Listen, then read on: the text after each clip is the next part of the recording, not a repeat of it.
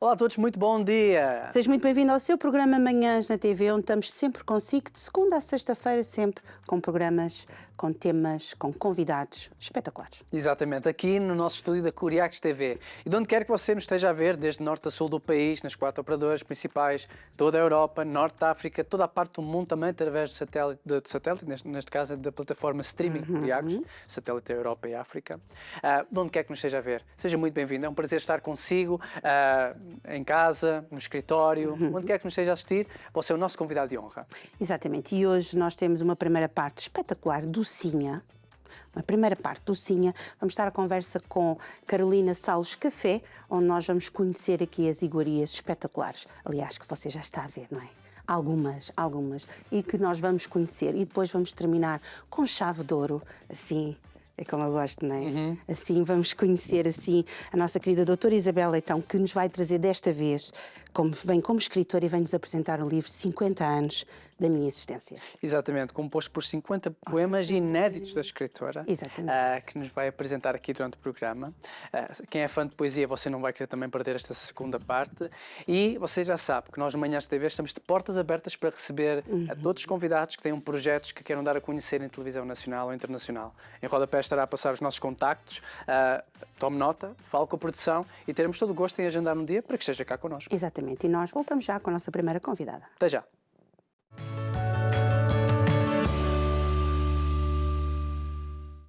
Estamos de volta. Já estamos de volta e temos então connosco Carolina Salles. Carolina, muito bom dia. Seja bem-vinda ao nosso programa. É um prazer estar aqui consigo e já ficamos com água na boca. Este é um problema quando temos convidados que trazem bolos e brigadeiros e montes de coisinhas boas, que já ficamos com vontade de provar tudo. Mas você tem que esperar porque ainda é de manhã, deixa o programa terminar, depois liga para a Carolina, ela vai dar os contactos e você pode provar de tudo. Mas há aqui qualquer coisa assim que eu tenho curiosidade em saber da Carolina. Pode ser, Carolina? Claro, sim. A Carolina é especialista em patologia clínica. Sim. Nada tem a ver com esta área. Não sabes? Não perguntaste?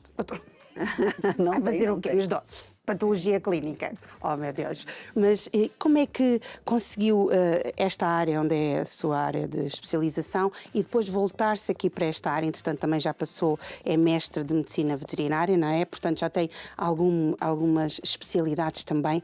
Como é que é depois chegar até aqui? Foi uma longa estrada, né? Inicialmente a minha intenção não era, nunca foi, eu nunca tive nenhuma iniciação, nunca ninguém me apresentou a confeitaria antes, né? Até que eu descobri sozinha muito tarde. Mas eu comecei a minha jornada profissional como médica veterinária. Estudei, fiz mestrado, ia para o doutorado e me especializei mesmo nessa área laboratorial, que é a patologia clínica, que é a análise de exames e, enfim. E não estava muito satisfeita com a remuneração na época, eu era jovem, eu achava que dava para conseguir mais e fui fazer medicina humana. Na metade da medicina, na metade da faculdade mesmo, no 6º período, como eu já vinha de uma área de atuação, já estava adaptada a trabalhar, e eu sempre fui uma pessoa bem ativa, eu ocupava os tempos que eu tinha entre a medicina com caixinhas de artesanato. Eu pintava e botava num site para vender. Não tinha a menor intenção de trabalhar com isso. E foi dando certo, foi crescendo esse pequeno negocinho. E as pessoas começaram a me pedir coisas para colocar dentro dessas caixas, porque meu público principal eram as noivas na época, que me compravam essas caixinhas, me encomendavam caixinhas para pintar, para dar de lembranças e tudo mais nos casamentos. E aí eu desenvolvi o brigadeiro, não sei porquê. Eu pensei, acho que é um doce muito popular, no Brasil todos amam, e na época não existia isso, essa enormidade de variedade. Era só um brigadeirinho doce demais, mal apresentado, não era bonito, feito pelas avós para festinhas de casa. Então era um doce muito bom, mas que não estava no seu potencial principal, melhor, né? E aí eu pedi ajuda à minha avó, falei, vó, me ajuda, eu nunca tinha feito. Nada além de aquele brigadeiro no Brasil, nós tínhamos o hábito de comer de colher, enfim. Sim. Senta no sofá e come brigadeiro. Eu não tinha feito nada além disso. E ela me ensinou e aí eu me apaixonei. Eu comecei a desenvolver, falei, nossa, isso é interessante. Aí eu comecei a estudar e pronto. Aí isso foi em 2010. Ok. E foi aí que surgiu a ideia de transformar o brigadeiro popular em uma iguaria gourmet. Ou seja, mais voltado a algo mais fino, né? Com tudo mais bem pensado, tudo mais trabalhado. E qual é a diferença? Muito grande. A diferença é muito grande entre o brigadeiro normal e o gourmet? É muito. É muito quando você faz um realmente gourmet. O que aconteceu, principalmente no Brasil, quando eu trouxe essa ideia, primeiro me diziam que eu era doida. Aí depois já começaram a perceber que não, que era um bom negócio, porque era um produto muito bem aceito e com grande versatilidade de trabalhar. Eu conseguia fazer inúmeras coisas na confeitaria com ele. E a saborização é fácil. Então as pessoas depois já começaram, aí veio uma enormidade de pessoas fazendo a mesma coisa logo depois que eu trouxe esse conceito. E a diferença é muito grande, porque como eu disse, o brigadeiro inicial ele é o quê? Leite condensado, achocolatado muito doce, granulado, aquele pretinho, que aquilo lá não é chocolate, é açúcar. Então é açúcar, mais açúcar e mais um pouco de açúcar, né? Fora que nunca tem um ponto muito perfeito, é sempre meio tortinho, porque é difícil dar o ponto. E aí eu trouxe um ponto perfeito, ele tem que ser lindo para ser gourmet, ele tem que ser equilibrado ao paladar. Então tem que comer e não tem que sentir o açúcar aqui. Então foram os equilíbrios e os sabores em si. Quando a gente saboriza com alguma coisa, o sabor principal tem que ser daquela coisa e não do açúcar. Então quando a gente foi deixando de lado o açúcar, botando mais beleza, equilibrando o paladar e trazendo ingredientes que nem se conhecia, quando eu comecei a fazer, eu tinha que trazer de outra cidade. Não tinham ingredientes para me atender. Eu trazia de São Paulo, que é uma cidade muito adiantada na gastronomia, e eles me enviavam ingredientes para eu testar. E assim foi. E aí eu desenvolvi. Isso começou pequenininho, aí o pai de uma amiga se apaixonou, pediu para o aniversário. Quando eu vi, a coisa ficou tão grande, em 6 meses, que eu tive que sair de casa. Aí eu me mudei para minha primeira pequena lojinha, muito pequenininha, simples, perto de casa, que eu montei com o dinheiro que eu juntei na medicina veterinária. E depois eu fui tendo grandes oportunidades na vida, porque eu acho que quando a gente trabalha bem e foca e faz um trabalho honesto, justo e bem feito, a gente começa a ter oportunidades da vida. E aí a gente tem que estar esperto e atento para aproveitar. E aí eu fui aproveitando essas oportunidades. Quando fui ver, nós éramos a maior rede de confeitaria voltada para esse negócio no Rio de Janeiro. Tudo com as nossas mãos. Exato. E além de ter várias lojas espalhadas pelo Sim. Rio de Janeiro, vocês também receberam vários prémios, não foi? Vários prêmios. Primeiro eu comecei sendo indicada, né, aos prêmios. Em 2012 eu já estava sendo indicada a prêmios. Eu não ganhava, mas eu era sempre indicada, eu estava no topo. No fim, eu ganhei o maior prêmio de confeitaria do Rio de Janeiro com relação ao confeiteiro, por unanimidade de todos os jurados. Isso já foi em 2018, se não me engano. 2018? Me corrija, 2018. E aí, daí para frente, a estrada sempre foi muito boa. A gente, muito trabalho, crescer um negócio não é algo simples. Claro. Realmente tem que estar preparado e tem que nascer para isso, eu digo. Para você empreender, tem que vir de dentro, não dá muito para aprender, dá para melhorar, mas ter essa garra de seguir, construir coisas tão grandes, tão difíceis e ter a resiliência de persistir, tem que gostar muito. E aí foi. E aí acabou que no fim já chegamos nesse ponto. Agora abraçou um novo desafio em que veio para Portugal e já tem um espaço em Oeiras, certo? Sim, Como é que um tem ano e sido o meio. feedback? O que é que as pessoas dizem? Muito bom, muito bom. Inicialmente, como aqui já temos muitos brasileiros, inicialmente quando foi anunciado, os brasileiros todos já estavam à porta à espera para abrir. Então a gente começou com uma movimentação muito boa já de início, porque trazia pessoas que de lá conheciam, de lá.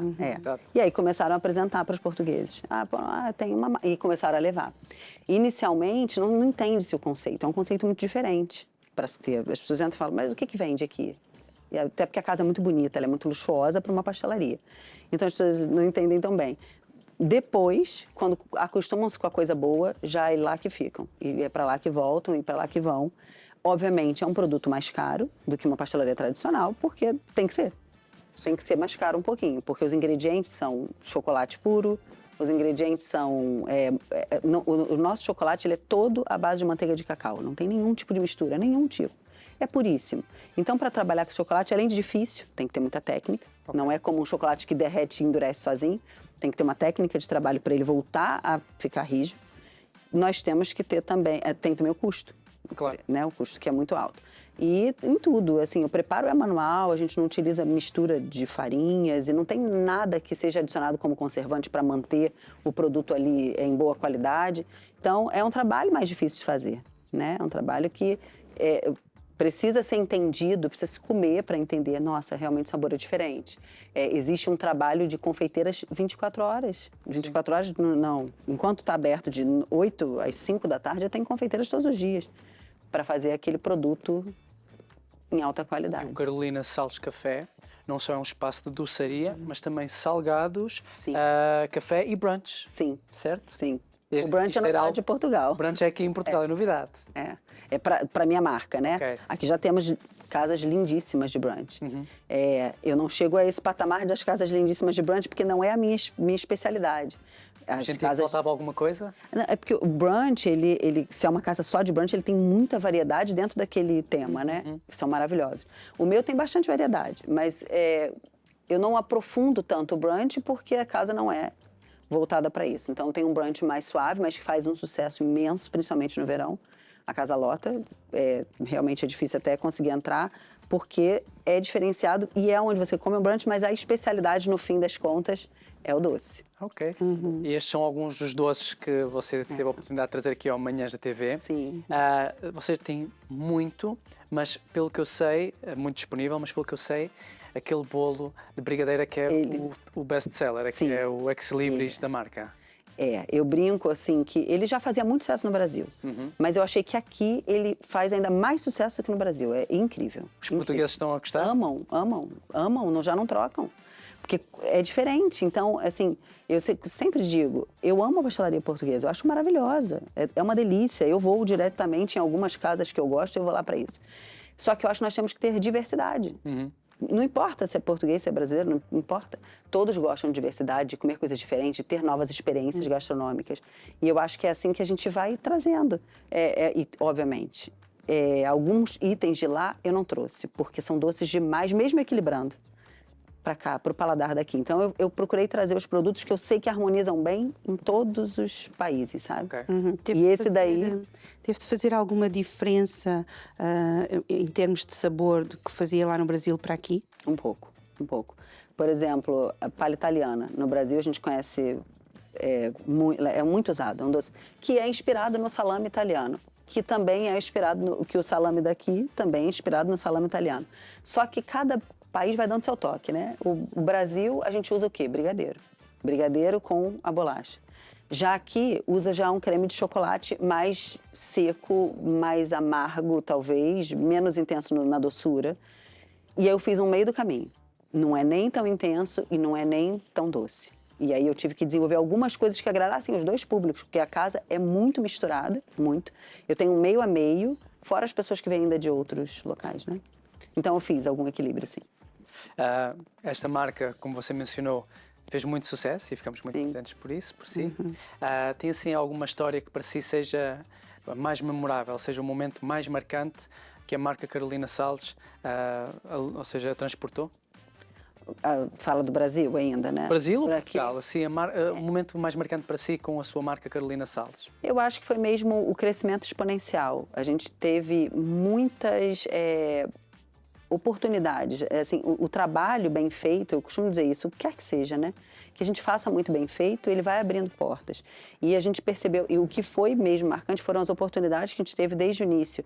Por exemplo... Participou em vários eventos, certo? Muitos eventos. Eu já distribuí rede de supermercados imensas de alto luxo no Brasil, as maiores festas, os maiores eventos de formatura, de casamentos, isso a gente sempre teve muito presente no Brasil.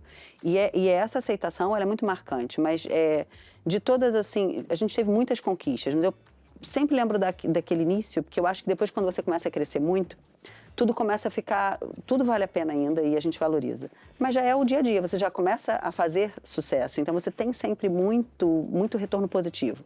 O início é mais difícil. Você tem um retorno positivo, mas não é tanto. E eu percebo, quando eu disse que eu abri aquela pequena lojinha e tudo mais, eu fiquei 6 meses nessa lojinha. Só 6 meses. Em menos de 6 meses, eu já estava sendo convidada pelo maior shopping da América Latina para abrir uma loja. Para mim, aquilo era inacreditável. Eu falei, não tem como. Eu não aceitava, eu nem ouvia direito. Eu falei, não tem como. Porque eu acho que as pessoas pensavam, será que ela tem dinheiro? E será que, né? E não era o caso. Eu estava começando a empreender. O que eu tinha gasto já, não tinha mais nada. E essa oportunidade muito grande de uma rede de shoppings muito famosa no Brasil. E com eles eu fiquei até vir para cá. Todos os anos eu cresci dentro da rede deles, sempre colocando mais lojas. E essa confiança que foi depositada, porque essa minha primeira loja eu tive condição total para entrar, o que importava era que eu entrasse. Okay. O que importa é que você venha, não importa como. Faz a sua proposta e é isso. E eu fiz dentro das minhas possibilidades, que eram muito baixas, óbvio, na época. E eles aceitaram e dali eu comecei a construir uma história realmente grandiosa. Porque enquanto você está numa pequena lojinha, muitas vezes você faz um bom trabalho, mas não é visto. E quando você ganha grandes proporções, um shopping de 600 lojas, é muito grande, é realmente expressivo. Quantas pessoas não vão te ver por dia dentro daquele local? Então você começa a ganhar uma expressão. Então esse momento, acho que da minha carreira, mesmo depois eu tenho ganhado prêmios e valorizo e conduzi a tocha olímpica com destaque empreendedor e um monte de coisas boas vieram, mas eu acho que esse momento ele é mais especial. E para toda a família, você, como mencionou, pediu ajuda à sua avó na altura. Sim. E toda a sua família conhecia que você era de uma área completamente diferente, está voltada para a gastronomia, doçaria. O que é que eles falam? O que é que eles dizem? Cada um reage de uma forma, né?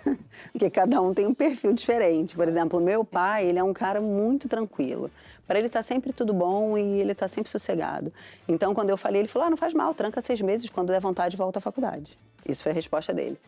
A minha mãe já não, já foi totalmente contra, não queria que eu largasse a medicina, que acaba que a gente visualiza como uma profissão mais segura, claro, né? Muito mais segura, você vai estar lá, vai sempre ganhar bem. No Brasil ganha-se muito bem na medicina. Mas hoje vê que valeu a pena. Mas para mim não fazia nenhum sentido, porque se fizesse tanto sentido, eu estava lá até hoje. Pois.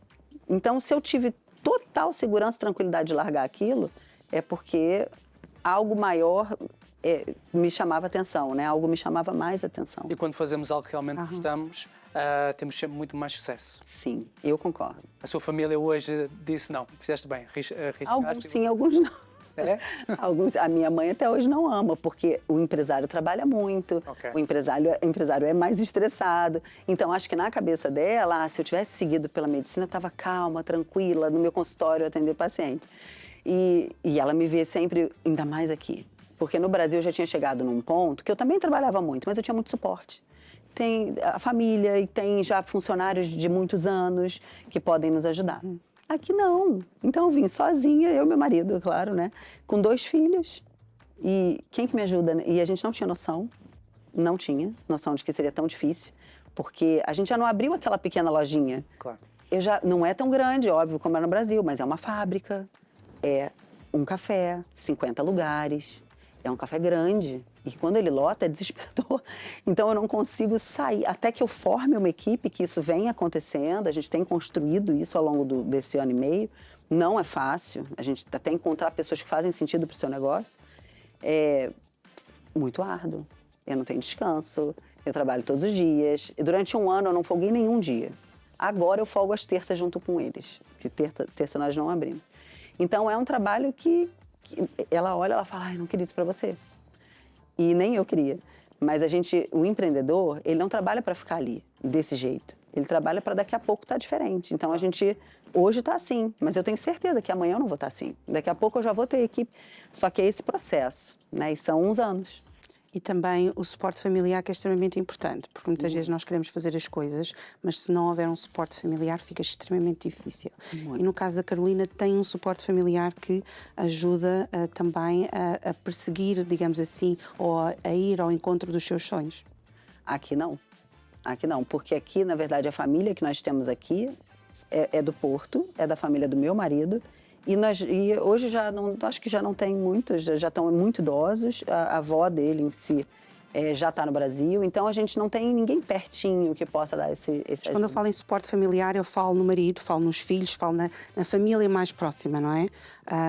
Porque geralmente é o nosso núcleo mais próximo, não é? Sim. Quando nós temos esse suporte, não é? Essa ajuda, principalmente nós mulheres que gostamos sempre de fazer 1001 coisas, não é? Tudo, né? Fazemos tudo, e às vezes quase caímos para o lado, mas mantemos sempre o salto, damos sempre lindas e maravilhosas, mas quando nós temos esse suporte familiar que é tão importante, do marido, dos filhos, connosco, fica muito mais fácil, por muito trabalho que se tenha, ficamos muito mais leves e com muito mais desejo de crescer. Sim, com certeza. Os meus filhos ainda são pequenos, então não conseguem me ajudar.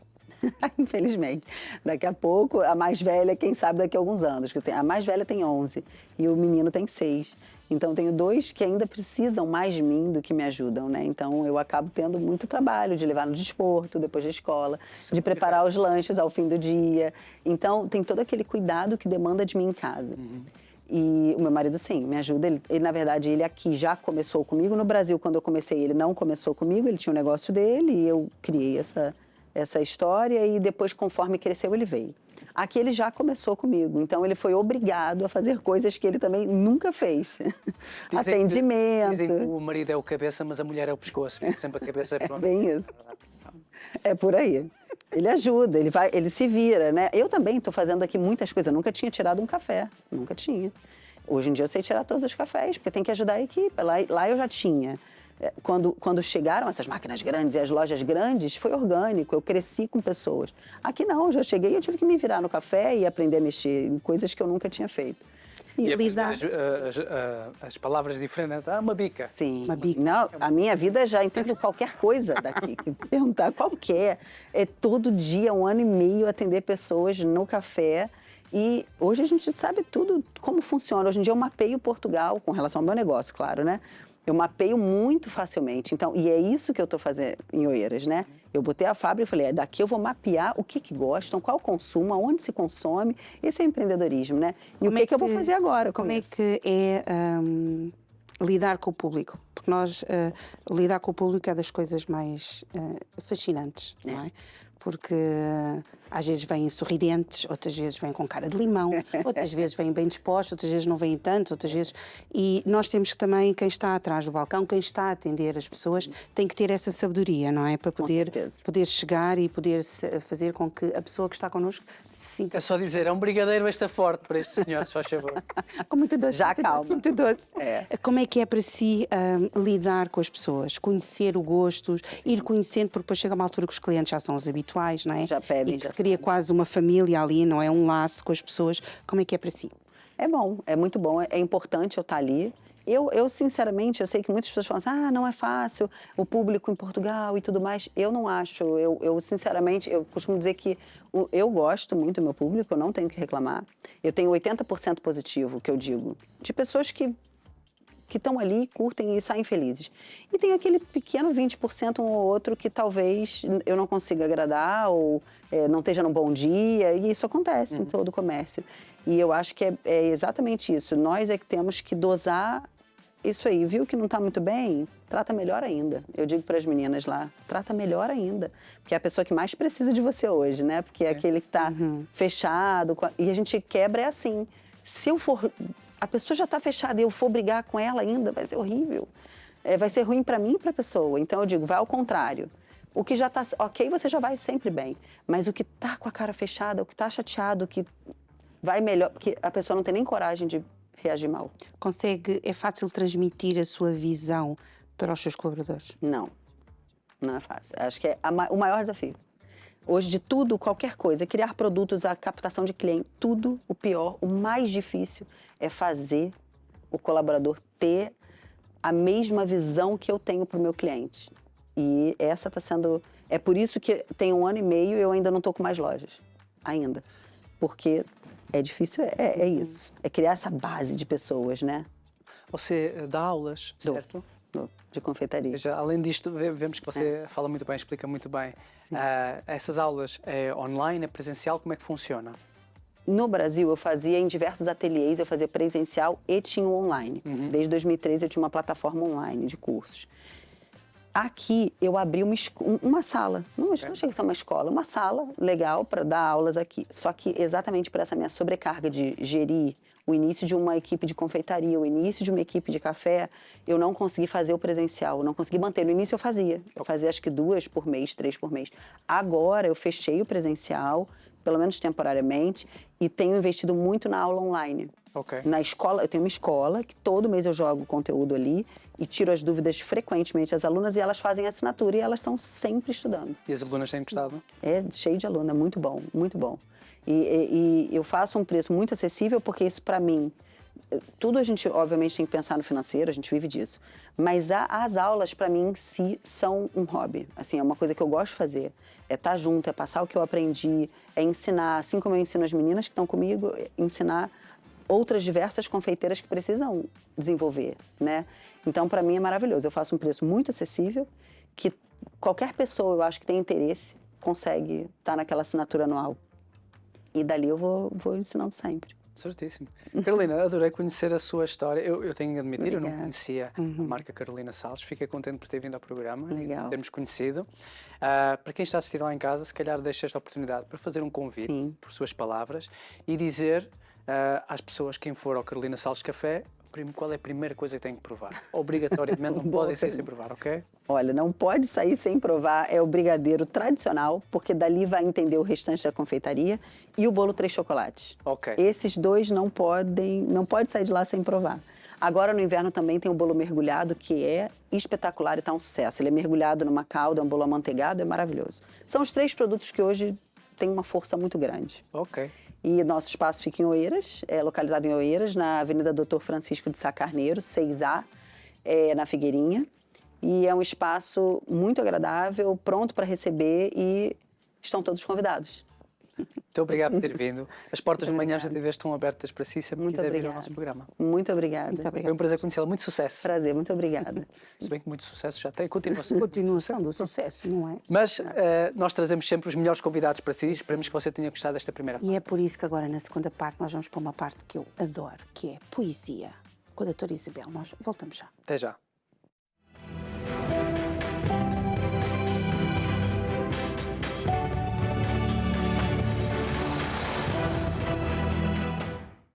Pois é, e a seguir a uma parte docinha, nós sempre gostamos de acompanhar o doce com uma boa leitura, não é verdade? Ora bem, esta leitura é especial. Ela é especial, sim, senhora. Especial. E temos alguém especial também para falar connosco sobre isso, que é a doutora Isabel Leitão.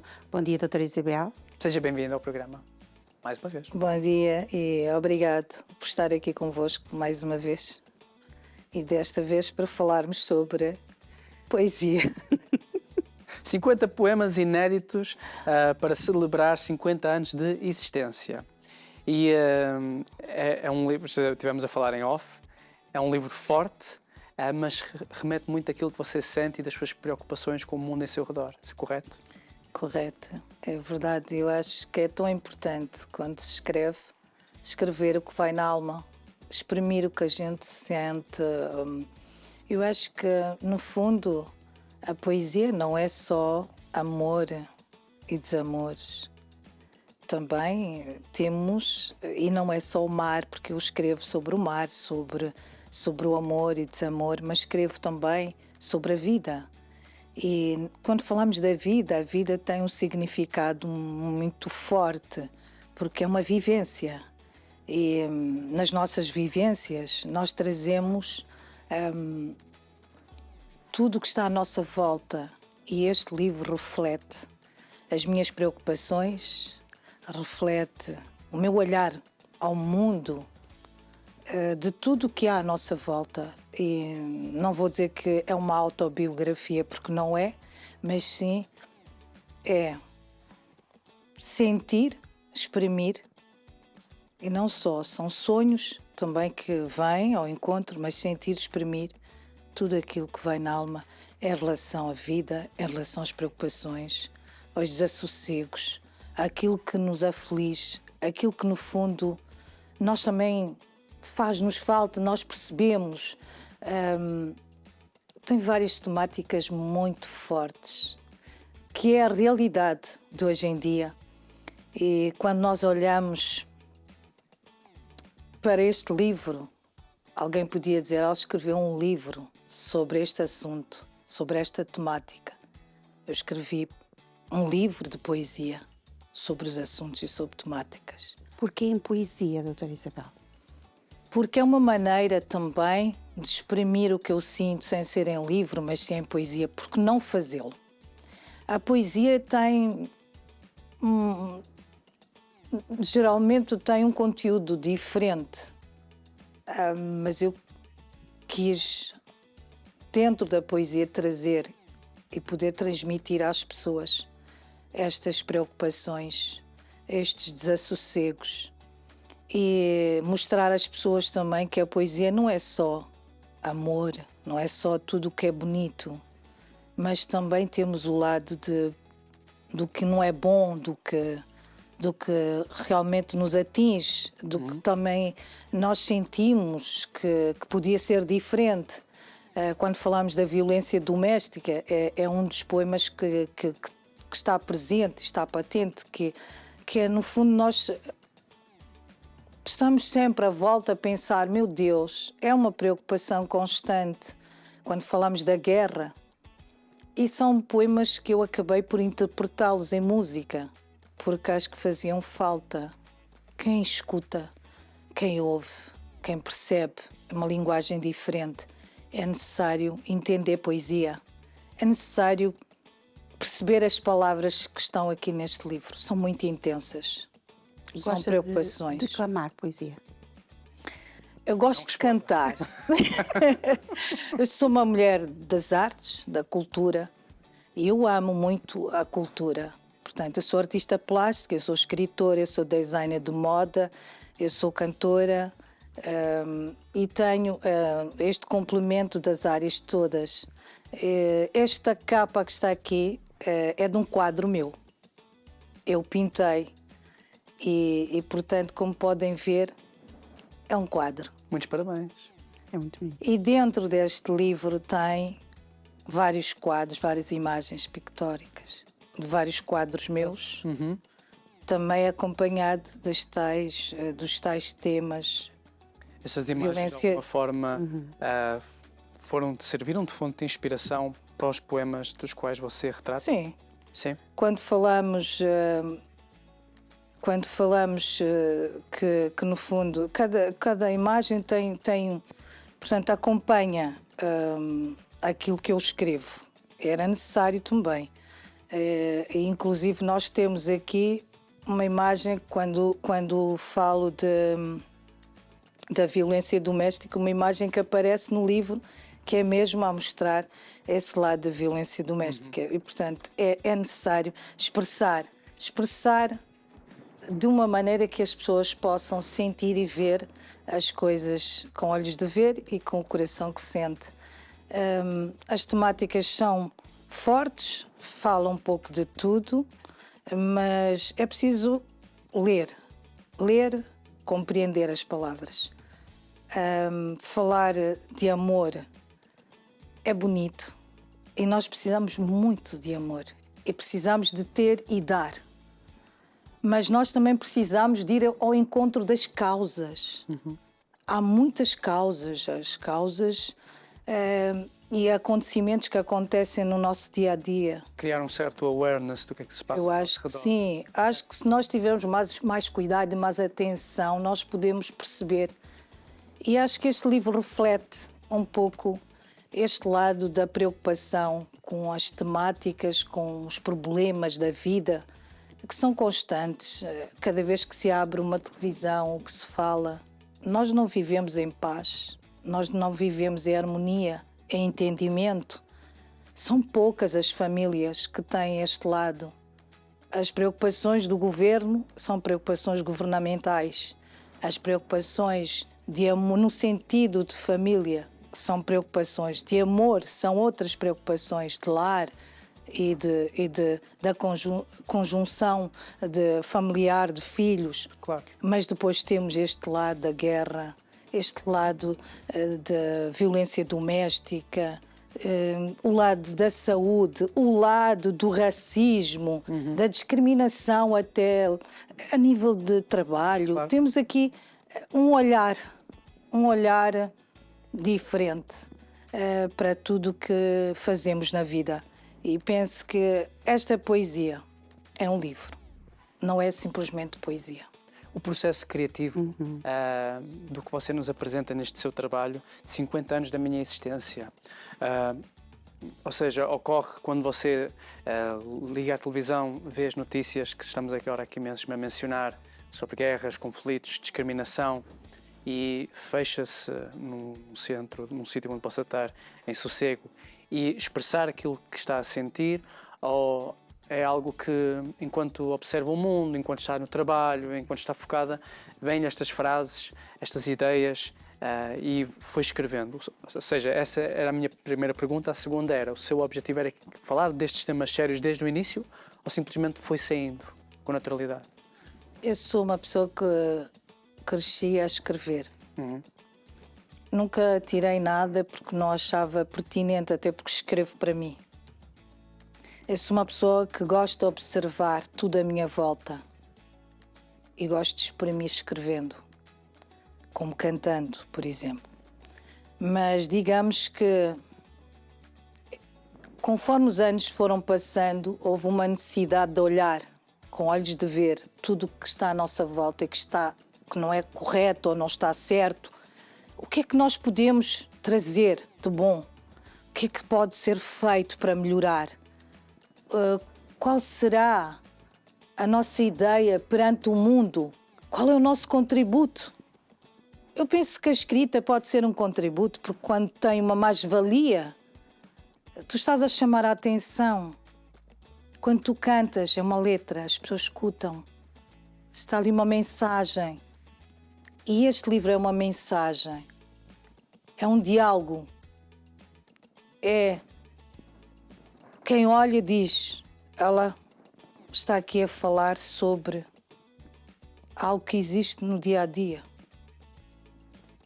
Está aqui a escrever uma preocupação. Está a tocar no coração das pessoas, no pensamento, clarificando. Este livro, quem lê, tem que ler com calma e serenidade para perceber o que é que eu quero dizer. Não é um livro que se lê a correr e já está, não. Perceber, entender. É um livro de poesia, é. Mas a poesia não é só falarmos e expressarmos algo natural. Quem pode criar a poesia, o diálogo entre a poesia, entre quem lê, mas trazendo as verdades, trazendo mais-valias, trazendo preocupações que essa pessoa possa também olhar e dizer: eu posso fazer, eu posso vir a fazer isto para ajudar aquela causa. É importante. Eu sou uma pessoa de causas. Eu acho que a violência doméstica é uma causa. É preciso preocupar-se, porque é aí que morrem muitas, principalmente mulheres. Nós ouvimos falar e as coisas depois... As pessoas às vezes não dão importância e quando dão conta já existiu ali uma morte. Quando falamos dos lares, dos filhos, é importante que possamos olhar e pensar: quem quer dar um passo na vida, fazer um lar, tem que pensar, tem que amar aquela família, aqueles filhos. Acho que quando estamos entre pessoas, eu falo da humanidade, falo de direitos humanos. Este livro, direitos humanos, têm que existir no mundo. Há países que não têm. Quando falamos de nós, humanos, nós temos que nos respeitar uns aos outros e temos que ajudar. Cada vez se perde qualidades, é preciso buscá-las. Incentivar os jovens, as crianças crescerem com ensinamentos para que a vida seja diferente, para que o mundo tenha outro estar que não tem. Precisamos de paz interior para depois transmitir essa paz aos outros. O amor. Eu costumo dizer, se eu não tiver, o que é que eu vou dar aos outros? Se eu não tenho, eu tenho que ter responsabilidade, respeito, amor, dignidade, postura. E tenho que saber estar na vida, honrando cada pessoa que está ao meu lado, respeitando. A humildade é um ponto-chave para o sucesso de um ser humano. E quando eu falo, não falo por mim. Há muita gente que neste momento é a temática do racismo, da discriminação. Outros autores também estão a abordar esses temas. E eu acho que é uma temática forte, é uma temática que temos que olhar porque existe. Às vezes é intrínseco. Mas graças a Deus não me toca, mas toca aos outros e eu quis falar. Quis dizer o que eu penso. Eu acho que nós no mundo somos iguais. No seu livro, você tem uma história curiosa, porque você está a abordar estes temas fortes, mas importantes. E o prefácio foi de um professor em Coimbra, certo? Professor Dr. Julião. Que quando ele teve a oportunidade de ter o seu livro na mão, a reação dele foi um pouco diferente do que estamos habituados a ouvir no programa. Explique-nos como foi. Olha, vocês não sabem, mas é assim, eu fiz o lançamento do primeiro livro na CPLP, na sede principal da CPLP. Por acaso foi o vice que falou sobre o meu livro e eu gostei como ele abordou, e depois fiz outro lançamento aqui no Casino de Estoril. Eu fui convidada para ir a Coimbra, assim, num relâmpago, passagem. Foi uma coisa muito rápida. Eu enviei o meu livro e eu ainda não tinha o prefácio. Foi o primeiro, porque este é o segundo volume. Foi o primeiro, eu enviei. E quando perguntei quem é que ia fazer a leitura e quem é que ia falar, disseram-me, é o Dr. Julião, ele está habituado, porque ele é professor na Universidade de Coimbra e fique descansado que ele vai fazer a apresentação do seu livro. E quando eu chego lá, conheço o professor parecia que já conhecia-me. Quando leu este livro, parece que já conhecia-me. Quer dizer, foi tão espontâneo, tão direto, que falou de uma maneira que eu nunca ouvi ninguém falar na minha vida. Eu disse, meu Deus, haja alguém que compreenda as minhas palavras, porque ele compreendeu cada poema que está aqui. E quem for a comprar este livro e a ler, o prefácio dele, eu tenho que lhe dar os parabéns. E tenho que lhe agradecer do fundo do meu coração, porque ele interpretou, fez uma excelente interpretação do que é o meu livro e do que é estes temas que estão aqui. E acho que até depois, na conversa que tive com ele, depois deste prefácio belíssimo que está aqui, que ele fala e fez as comparações entre os próprios temas. Estamos a falar de temas, já nem vou falar do poema. Temas. Ele faz a comparação, mas de uma maneira genial. Só alguém que leu o livro de verdade é que pode ter esta ilação tão intensa, tão marcante como o professor Dr. Julião. O meu muito obrigado, porque este prefácio está muito bem conseguido, com palavras que dignificam realmente este trabalho e que, no fundo, até me deu um conselho a escrever algo mais intenso ainda. E eu fiquei assim, meu Deus, é outro desafio, mais intenso, porque a doutora Isabel tem capacidade de escrever outras coisas. E eu costumo dizer, nós vivemos em democracia, porque não? É óbvio que há muitas maneiras de nós falarmos o que sentimos, o que pensamos, sem magoar, sem ofender. Daí talvez que vocês vejam este livro em poesia escrito. Quer-nos abrilhantar com um dos poemas que mais gosta? Ou escolher um, que às vezes é difícil escolher um que mais gostamos, não é? Sim, assim, eu costumo ler vários poemas, mas há aqui, por exemplo, eu falo muito de sonho. Sonho, todos nós sonhamos, desde miúdos, desde criança, temos sonhos. E sonhar é algo que ninguém nos pode arrancar. Digamos que vem connosco. Temos é que lutar para concretizá-los. Sonho acordado. O sonho é um rio sem fim, uma barragem aprimorada, despertando da natureza a profundeza mistificada. O sonho é um desejo que grita na indónia vontade de querer, o prazer audacioso que fica depois do encanto acontecer. O sonho é acordar cegamente nas ondas calmas do destino, água que corre inteligivelmente, everdando pela doutra virtude. O sonho é a força intérpida de quem puxa o vento a seu favor.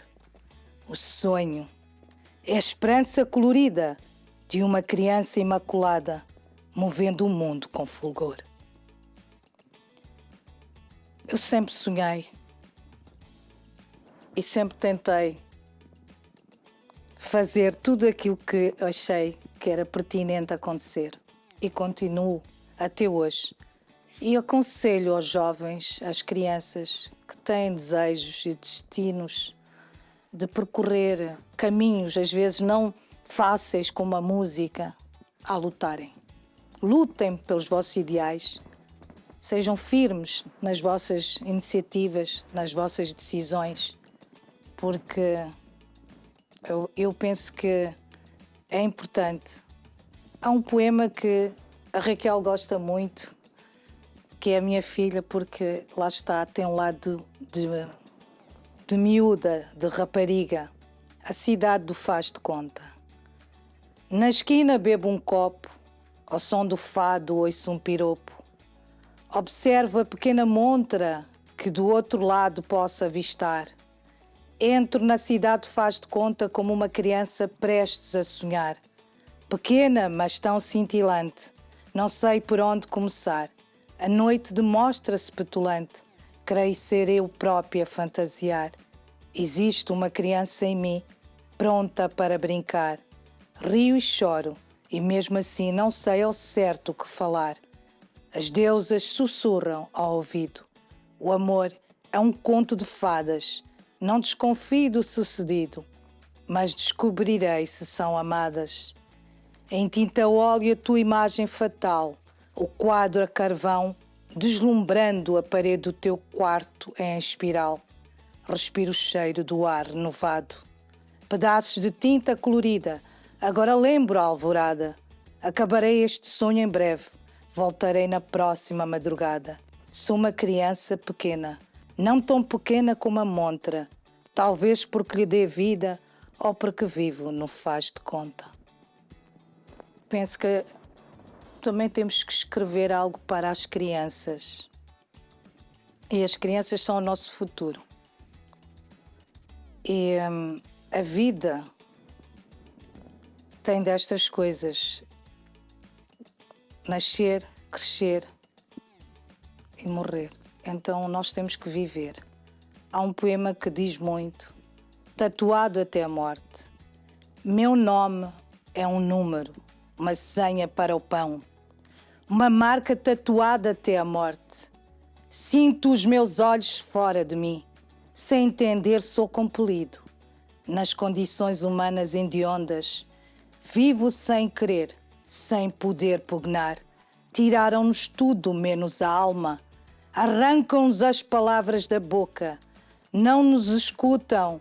Escarneiam de nós. Tiram-me um nome, mas não o vigor que conservo no meu amago. E algo de nós sobrevive, mais do que o nome. Falámos sobre as guerras, o passado. É um poema que também está e reflete neste lado daquilo que vai sendo o mundo. Nós já passamos por muita coisa menos boa e continuamos a seguir caminhos e a tentar fazer melhor. E penso que todos juntos é possível construir um mundo melhor. Só depende de nós, seres humanos, compreendermos as mensagens, compreendermos o caminho, o que é certo, o que é errado, porque nós sabemos o que é certo e errado, mas é tentarmos, dentro do que é certo, caminhar. Acho que é importante esta mensagem, principalmente a preocupação que eu tenho em relação aos jovens. Doutora, as ilustrações que tem no seu livro são tudo obras suas? São. Como é que foi este processo de escolha? Escolher a cor certa que fique bem naquele poema, na força que quer dar aqui. Como é que foi esse processo de escolha? Porque são muito bonitos. Eu não posso esconder, eu tive a ajuda de alguém em casa, porque eu no fundo pinto muito. E claro que foi preciso olhar todo este livro escrito e como temos aqui a revolução do mundo. Nós falamos da vida, do mundo, então a revolução do mundo. Portanto, é necessário perceber que nós estamos em constante, o mundo está sempre a girar. Daí as telas têm uma abordagem que vai ao encontro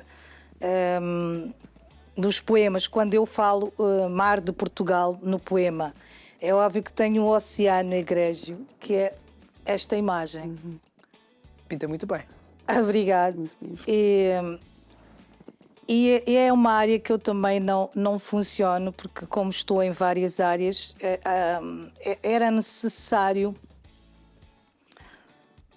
focar-me em algo, e daí que fui deixando a escrita, vou escrevendo, mas nunca tirei nada, a pintura foi ficando mesmo para trás.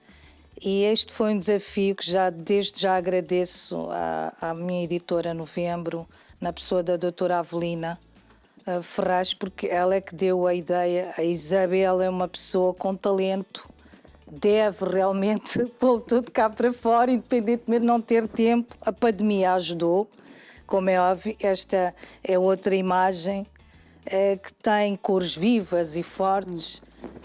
Eu sinto-me confortável em trabalhar nestas cores vivas e fortes, porque eu acho que nós devemos ter calma e serenidade, mas também devemos trazer algum estado de inquietação. Lá está, esta é outra imagem Agitar um pouco. Fala sobre, no fundo, este é um quadro a óleo e que está aqui nesta expressão de amor, de doçura. E é importante. Elas têm imagens completamente diferentes, para variar, e também, como esta também, que também é um quadro trabalhado a óleo. Se quiserem no entrar fundo, em contato consigo para adquirir o livro, como é que o podem fazer? Podem fazer através da minha página de escritora, a página de escritora que é Isabel Leitão, que está lá, portanto, como podem adquirir o livro. A Betran, temos no Rato, em Saldanha, em Coimbra, em vários sítios, a UC, e a outra também onde pode-se ter acesso ao Medina. Portanto, são esses os espaços que podem adquirir este livro de poesia, uma poesia intensa, de preocupações, mas de amor também, que fala sobre a vida, sobre as questões do nosso dia-a-dia. É um livro que promete, porque não só se transmite arte, como podem ver, transmite-se as palavras certas, pensamentos, e que podem fazer toda a diferença para que possa haver uma contribuição. E tem 3 temas lindíssimos, tocados só em piano, guitarra clássica e voz. Maravilha. Doutora, muito obrigado por ter vindo ao programa. Muitos parabéns pelo livro. E sempre que trouxer novidades, pode falar com o Manhãs da TV. Teremos todo o gosto em tê-la cá, a nos mostrar todo o seu trabalho, todas as suas obras. Obrigada, eu agradeço também estar aqui mais uma vez, e desta vez com esta obra. Foi um prazer tê-la cá. Muito obrigada. Obrigada. O que é que tu achaste desta segunda parte do programa? Adorei, aliás. Esta Pouco parte falámos, de não é? poesia. Mas ali a poesia toda que Sabes ouvimos... Quando se ouve poesia, quando se ouve alguém a falar, assim, na parte da poesia, a melhor coisa que eu faço é ouvir e absorver tudo. Portanto, eu adorei esta segunda parte e, claro, começámos com uma parte docinha e terminámos com chave de ouro. Este nossa programa doutora Isabel. estará por completo no YouTube para você rever e partilhar. Voltaremos com mais convidados no próximo programa. Tchau, tchau. Olá.